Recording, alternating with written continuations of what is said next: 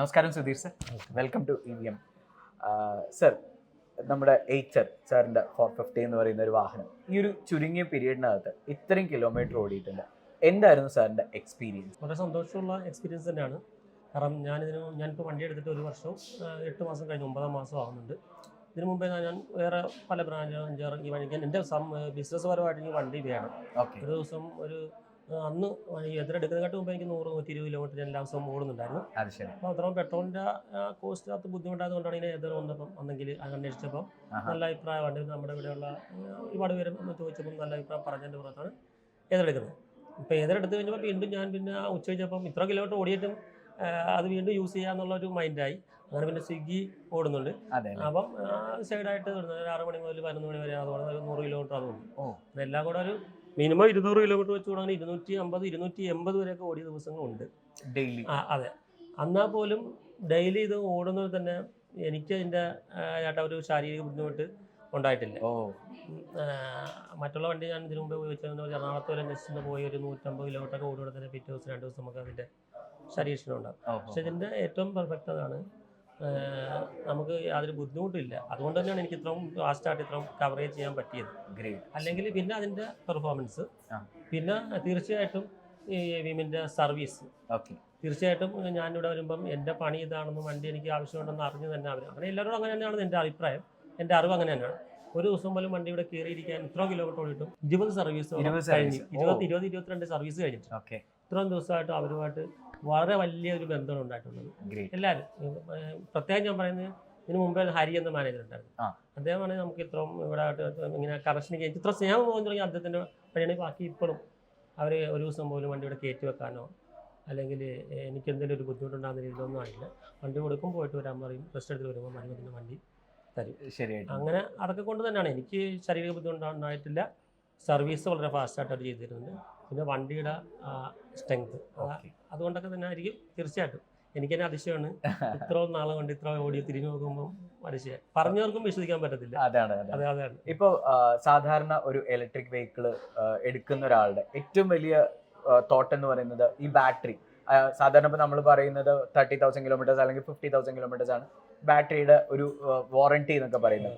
അത് കഴിഞ്ഞ് ഞാൻ ഈ ബാറ്ററി എന്ത് ചെയ്യും എന്നുള്ള സ്വാഭാവികമായിട്ടും ഒരു ഇലക്ട്രിക് വെഹിക്കിൾ എടുക്കുന്ന എല്ലാവരും ചോദിക്കുന്ന ക്വസ്റ്റ്യൻ ആണ്. അപ്പോൾ സാറിൻ്റെ വെഹിക്കിൾ 1,08,000 കിലോമീറ്റർ ഓടി. എങ്ങനെയാണ് ഇപ്പോഴും ബാറ്ററിയുടെ പെർഫോമൻസ്? അത് ഞാൻ അതിശയപ്പെടുന്നതിനൊപ്പം തന്നെ മറ്റുള്ളവരും ഇത് കേക്ക് ഇത്രയും കിലോമീറ്റർ ഓടിയുമ്പോൾ ഫസ്റ്റ് ചോദിക്കുന്നത് അത് തന്നെയാണ്, എങ്ങനെയുണ്ട് പെർഫോമൻസ്, എങ്ങനെയുണ്ട് ബാറ്ററി, എത്ര മാറി? അതെ, ബാറ്ററിയാണ്. പക്ഷേ ഇത്ര നാളായിട്ടും ഒരു വ്യത്യാസം. ഫസ്റ്റ് ആ വണ്ടി യൂസ് ചെയ്ത് തുടങ്ങി അന്ന് മുതലുള്ള ഇന്ന് വരെ സെയിം ബാറ്ററി, സെയിം. അത് തന്നെ. അത് ഞാനിപ്പം ലാസ്റ്റ് സർവീസിന് 105 കിലോമീറ്റർ ഇവിടെ കൊണ്ടുവന്നപ്പോൾ തന്നെ ഞാനതിനെപ്പറ്റി ഒന്നും ചിന്തിച്ചിട്ടില്ല. കാരണം എനിക്ക് അങ്ങോട്ട് ബുദ്ധിമുട്ട് തോന്നാത്തതുകൊണ്ട് ഞാൻ അതിനെപ്പറ്റി ചോദിച്ചില്ല. വണ്ടി എടുക്കാണ്ട് ഇപ്പം ഇവര് പറഞ്ഞ് ഇത്ര സർവീസ് 1 lakh കഴിഞ്ഞുകൊണ്ട് ഞങ്ങൾ ബാറ്ററി ചെക്ക് ചെയ്തിട്ടുണ്ട് കേട്ടാ. ഒരു വ്യത്യാസവും നമുക്ക് പോയി നമുക്ക് നോട്ട് ചെയ്യാൻ പറ്റുന്ന ഒരു വ്യത്യാസം ഇല്ല അല്ലേ?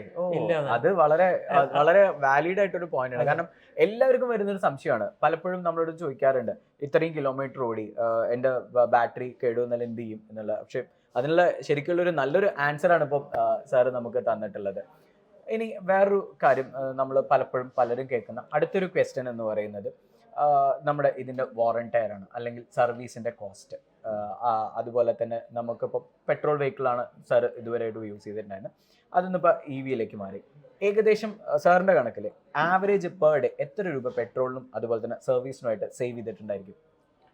തീർച്ചയായിട്ടും ഞാൻ മുമ്പ് വണ്ടി ഉപയോഗിച്ചിരുന്ന വണ്ടിയൊക്കെ പല ബ്രാൻഡ് 5-6 വണ്ടി ഉപയോഗിച്ചിട്ടുണ്ടായിരുന്നു.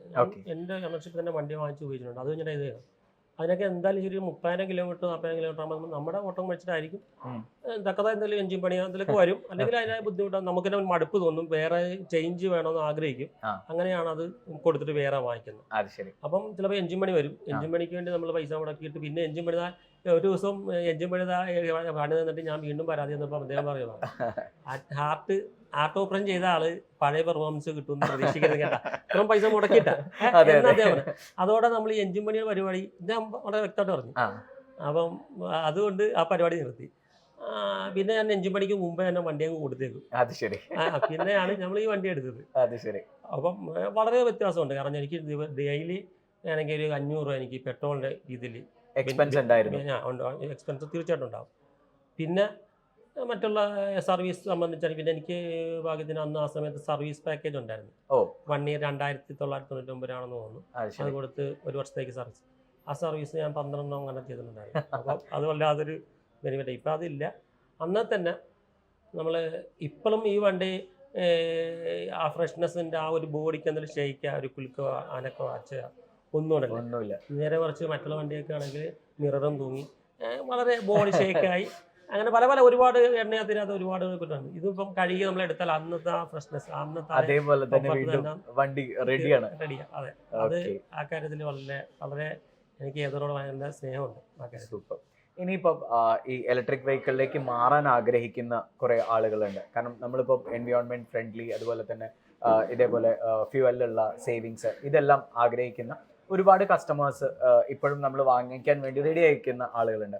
അവർക്ക് സുധീർ സാറിന് കൊടുക്കാനുള്ള അഡ്വൈസ് എന്താ?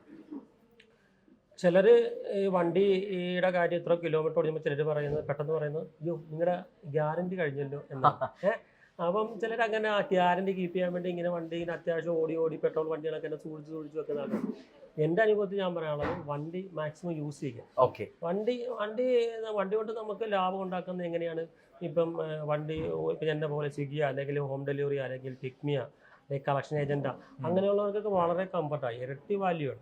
അതെ, കാരണം മാക്സിമം അവനവനെ കാരണം പിന്നെ ഓടാൻ എത്താനും പറ്റും. മറ്റുള്ള പെട്രോൾ വണ്ടി സ്ട്രെയിൻ നമ്മുടെ ശരീരത്തിൽ ഇല്ലാത്തതുകൊണ്ട് തന്നെ 10-20-200 കിലോമീറ്ററൊക്കെ സിമ്പിളായിട്ട് യൂസ് ചെയ്യാൻ പറ്റുന്നുണ്ട്. അത് എൻ്റെ ഇത്ര നാളത്തെ അനുഭവം കൊണ്ട് തന്നെ പറയുന്നത്.